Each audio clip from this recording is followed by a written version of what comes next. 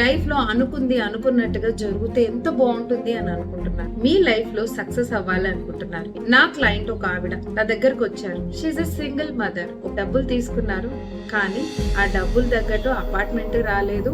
ఆవిడ్ని అలాగే మోసం చేయడం జరిగింది. చాలా కష్టపడుతుంది, చాలా బాధపడుతుంది. తన పిల్లలు, 2 పిల్లలు ముత్యాల లాంటి పిల్లలు, చక్కగా పెంచుకుంటున్నారు. సాఫ్ట్వేర్ ఉద్యోగం కూడా తనకుంది. మేడం, నేను ఏం తప్పు పని చేశాను అని అంటుంది. కానీ నాకు తన దగ్గర ఏమనిపించింది అంటే,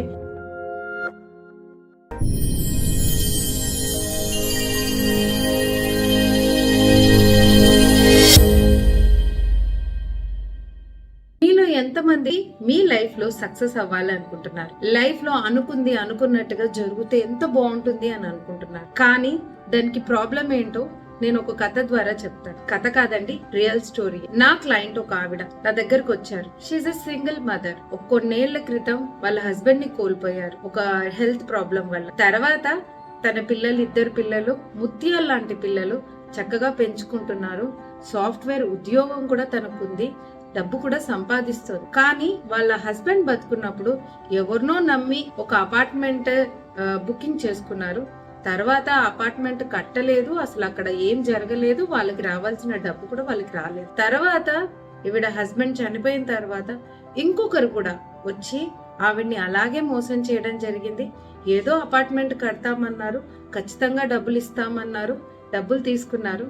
కానీ ఆ డబ్బులు తగ్గట్టు అపార్ట్మెంట్ రాలేదు, డబ్బులు తిరిగి రావట్లేదు. చాలా కష్టపడుతుంది, చాలా బాధపడుతుంది. అంటుంది, మేడం, నేను ఏం తప్పు పని చేశాను, నేను రోజు ఇలాగే పాజిటివ్ గా ఉండడానికి ప్రయత్నిస్తున్నాను అని అంటుంది.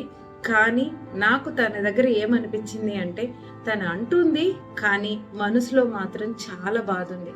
మోసం చేశారన్న బాధ. ఎంతసేపు తను, మా అత్త వాళ్ళు నాకు సపోర్ట్ చేయట్లేదు, ఎవ్వరు నాకు లేరు, మా అమ్మగారు నాకు సపోర్ట్ చేయట్లేదు, నేను సింగిల్ గా నా పిల్లల్ని పెంచుకుంటున్నాను, చాలా కష్టపడుతున్నాను అని చెప్తూ వచ్చింది. అయితే ఆమె కథ అంతా విన్న తర్వాత నేను చెప్పనా, ఆవిడ ఎందుకు మేనిఫెస్ట్ చేయలేకపోతున్నారు లైఫ్ లో, తను సక్సెస్ ఎందుకు చూడలేకపోతున్నారు? కారణం ఏంటంటే, తనకి జరిగిన ఒక నెగటివ్ సంఘటన తోటి తను అలాగే అక్కడే లైఫ్ ఆగిపోయింది. కాబట్టి తను ఎంతసేపు తన లైఫ్ లో నాకెవ్వరు లేరు, నాకు కష్టాలు, దేవుడు నాకు అన్ని కష్టాలే ఇచ్చాడు, నా లైఫ్ లో సంతోషం అంటూ ఏదీ ఇవ్వలేదు అని ఆలోచిస్తుంది. కాబట్టి సో ఒక కోచ్ గా నేను ఫస్ట్ తనకి సలహా ఏమిచ్చానంటే, నువ్వు ఆలోచించు, నీ లైఫ్ లో మంచి విషయాలు ఏమున్నాయి. నా కొడుకులు చాలా మంచి విషయాలని చెప్పింది. బికాస్ పెద్ద కొడుకు చాలా సపోర్ట్ చేస్తాడు, చాలా తనకి సపోర్టివ్ గా మాట్లాడతాడు. తను బాగా రెడీ అయితే, అమ్మ నువ్వు చాలా అందంగా ఉన్నావని అప్రిషియేట్ చేస్తాడు. ఇంట్లో పనులు చిన్న చిన్న చేతులతో అయినా సరే అన్ని పనులు చూసుకుంటాడు. తమ్ముడిని కూడా చూసుకుంటాడు. ఇంత బుద్ధిమంతుడు కొడుకు పుట్టడం ఎంత అదృష్టం అండి. ఇంకొక గొప్ప విషయం, కరెక్ట్ గా వాళ్ళ హస్బెండ్ చనిపోక ముందు తనకి జాబ్ వచ్చింది. తను అప్పటి వరకు జాబ్ చేయని వ్యక్తి సడన్ గా అదృష్టం కొద్దీ సాఫ్ట్వేర్ జాబ్ వచ్చింది. నెలకి 1,00,000 పైనే సంపాదిస్తుంది. సో ఇది కూడా అదృష్టమే కదా. అండ్ ఇంకా తన లైఫ్ ఓకే, తన కొలీగ్స్ చాలా మంచి వాళ్ళు. తను జాబ్ చేసే ప్లేస్ లో అందరూ తనని సపోర్ట్ చేస్తున్నారు, ఎప్పుడు తనని ప్రోత్సహిస్తున్నారు.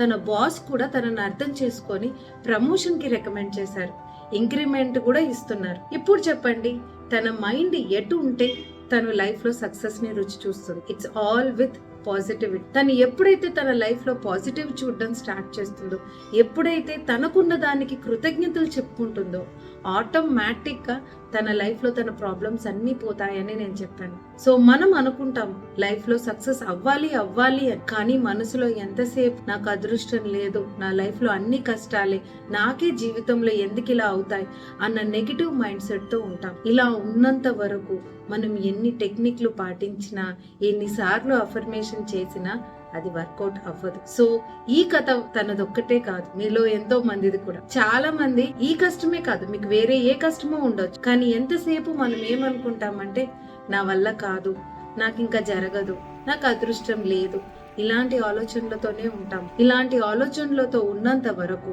మీ ఎమోషన్స్, మీ ఫ్రీక్వెన్సీ డెఫినెట్ గా నెగటివ్ గా ఉంటుంది. మేనిఫెస్టేషన్ అంటే మనం మన కోరికల ఫ్రీక్వెన్సీని మార్చుకోవడం, మన ఎనర్జీని అలైన్ చేసుకోవడం, ముఖ్యంగా మీ మైండ్ ని రీవైర్ చేసుకోవడం. ఎప్పుడైతే మన బ్రెయిన్ ని రీవైర్ చేసుకుంటామో, మన కోరికలు తగ్గట్టుగా ఆటోమేటిక్ గా తనకి ప్రాబ్లం ఉన్నవి కూడా ప్రాబ్లం సాల్వ్ అవ్వడం చూస్తారు. అంటే ఇక్కడికి ఈమె ఏం చేయాలి మీకే తెలిసి, తను గ్రాటిట్యూడ్ చెప్పాలి, ఉన్న వాటికి ఫస్ట్ తృప్తి చెందాలి. తనకి దేవుడు ఎన్నో మంచి విషయాలు కల్పించాడు, తనలో శక్తి ఇచ్చాడు, తనకి స్ట్రెంగ్త్ ఇచ్చాడు, కాళ్ళు చేతులు బాగున్నాయి, ఈ రోజు మనం యాక్టివ్ గా ఉన్నాము, ఆరోగ్యంగా ఉన్నాము, ఎవరో ఒకరు సహాయపడడానికి ముందుకు వస్తారు అన్న మైండ్ సెట్ తో ఉంటే డెఫినెట్ గా ఆమె అలాంటి వాళ్ళని అట్రాక్ట్ చేసుకుంటుంది. తన ప్రాబ్లమ్స్ కూడా సాల్వ్ అవుతాయి.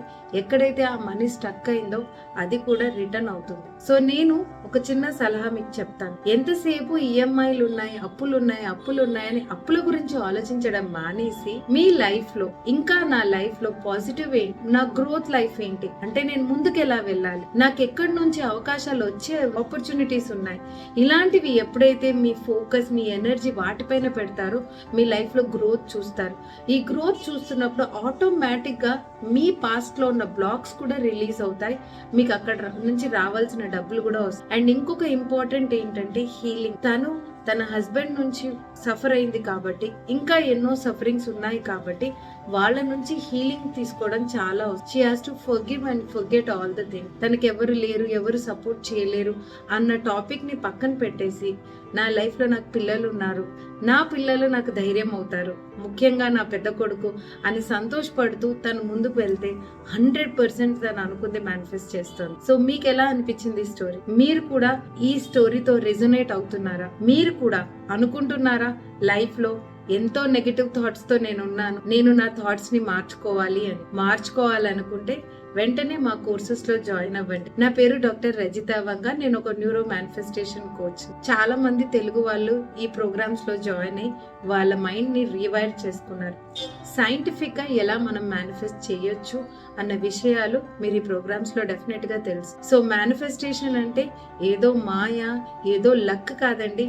మీరు ఆల్రెడీ మేనిఫెస్ట్ చేస్తున్నారు. ఇప్పటి వరకు మంచో చెడో మన జీవితంలో మనం మేనిఫెస్ట్ చేసాం because of our energy, frequency, vibration. ఎప్పుడైతే మన ఎనర్జీ, మన ఫ్రీక్వెన్సీ, మన వైబ్రేషన్ అలైన్డ్ గా ఉంటుందో అనుకున్న కోరికలు డెఫినెట్ గా ఈజీగా మీరు అట్రాక్ట్ చేసుకుంటారు. Success is not hard, success is easy అని మనసులో అనుకోండి. See you all with more content and don't forget to like and share this video.